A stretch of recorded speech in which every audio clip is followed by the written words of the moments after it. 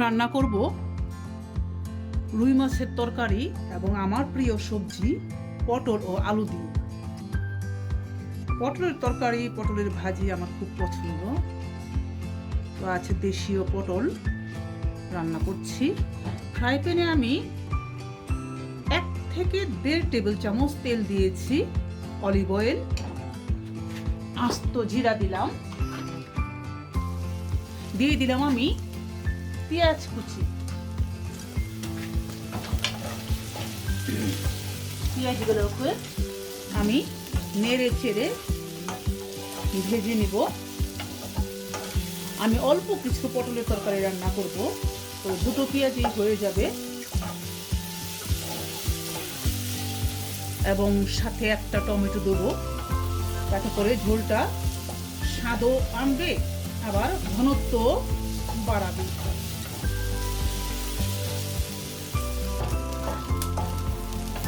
পেঁয়াজগুলো বাদামি হয়ে এসছে। এখন আমি দিয়ে দিচ্ছি 1 টেবিল চামচ আদা এবং 1 টেবিল চামচ রসুন।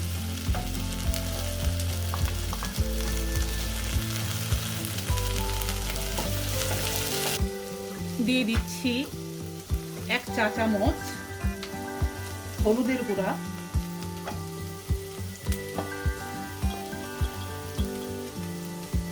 1 চা চামচ জিরার গুঁড়া এবং একটু কম 1 চা চামচ ধনিয়ার গুঁড়া।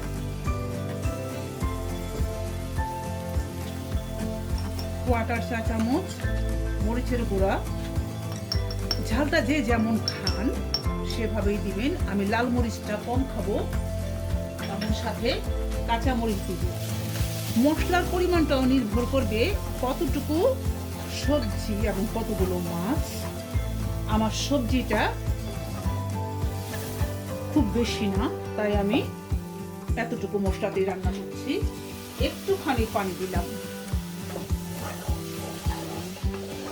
তেলটা কম ইউজ করলে একটু পানি দিয়ে খুব ভালোভাবে কষিয়ে নিতে হবে।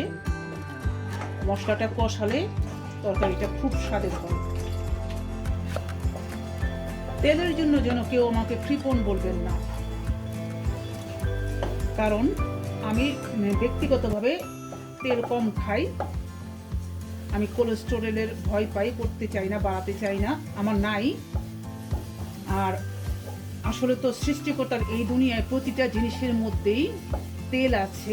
এখন রান্নার জন্য মিনিমাম যতটুকু প্রয়োজন ততটুকু দিয়েই আসলে মজাদার রান্না করা যায়, এবং আমি সেটা করি। আমার রান্না আমার ভালোও লাগে, আমার হাজবেন্ড এবং বন্ধু বান্ধবদের খাওয়াই সবাই পছন্দ করে, কারণ চর্বি, কোলেস্টেরল এগুলো থেকে একটু দূরে থাকতে চাই আমি। এতে দিয়ে দিচ্ছি আমি টমেটো কুচি। একটা টমেটো নিচ্ছি বড় সাইজের।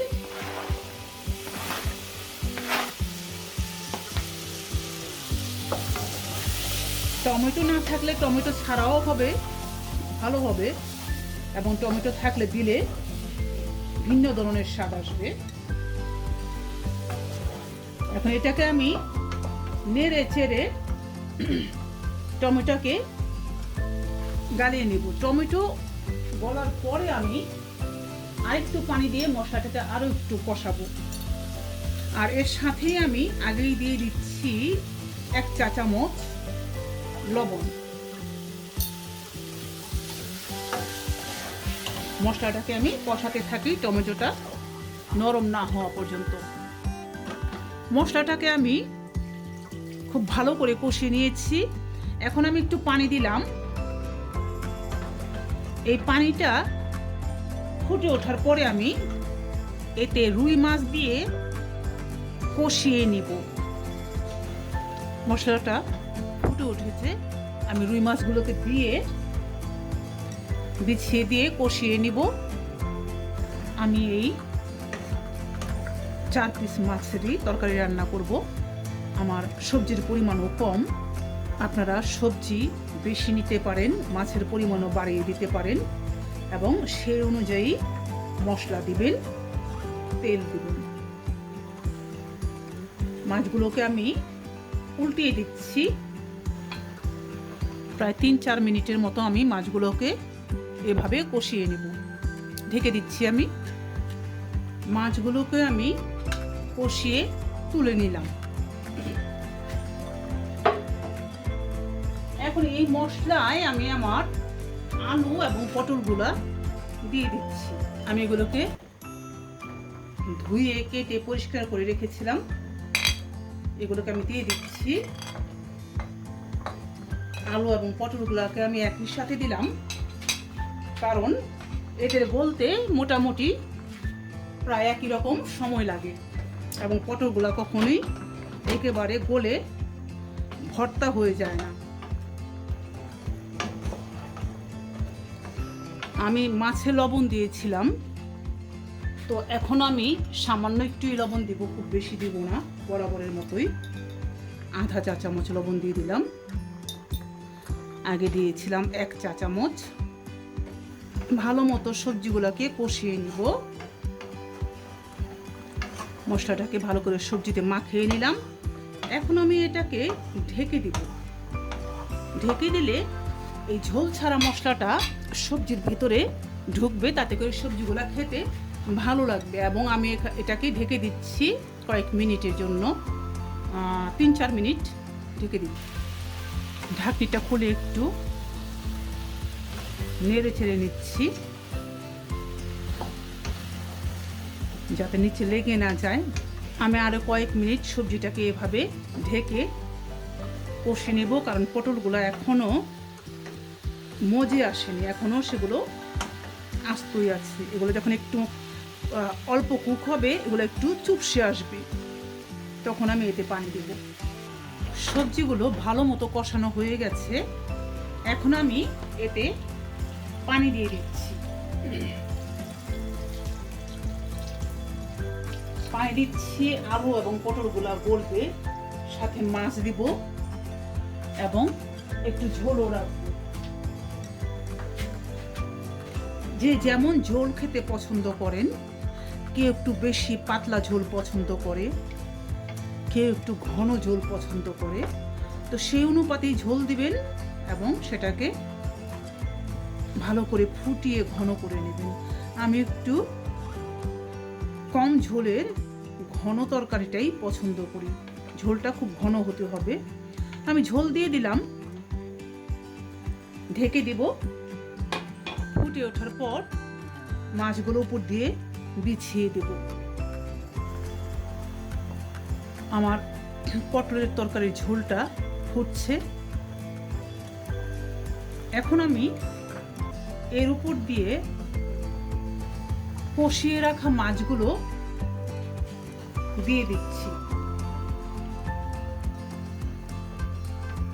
এটাকে আমি মিনিট 2 এভাবে হাই হিটে কুক করব, তারপরে স্লোতে রেখে দিব আরও কিছু মিনিট, যতক্ষণ পর্যন্ত না আমার ঝোলটা আমার প্রয়োজন অনুযায়ী ঘন হয় এবং আলু পটলটা ঠিকঠাক পর্যন্ত না গলে।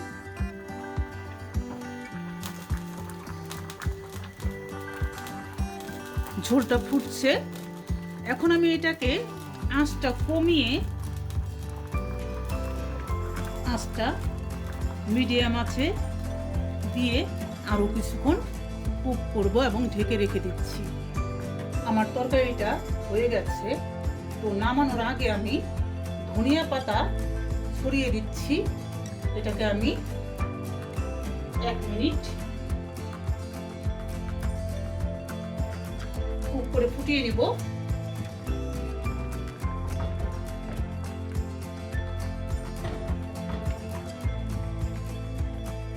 আমি লবণটা দেখে নেই।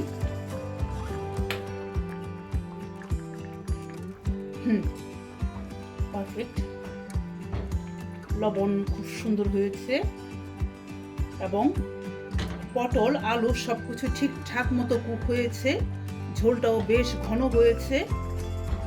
এইরকম আলু পটল দিয়ে আপনারা রুই মাছ, পাঙ্গাস মাছ, সরপুঁটি মাছ এগুলো রান্না করে খেতে পারেন, আমার খুবই ভালো লাগে। আশা করি আপনাদেরও খুবই ভালো লাগবে। সবাই ভালো থাকেন, সুস্থ থাকেন। আজকের মতো বিদায় নিচ্ছি, বাই বাই।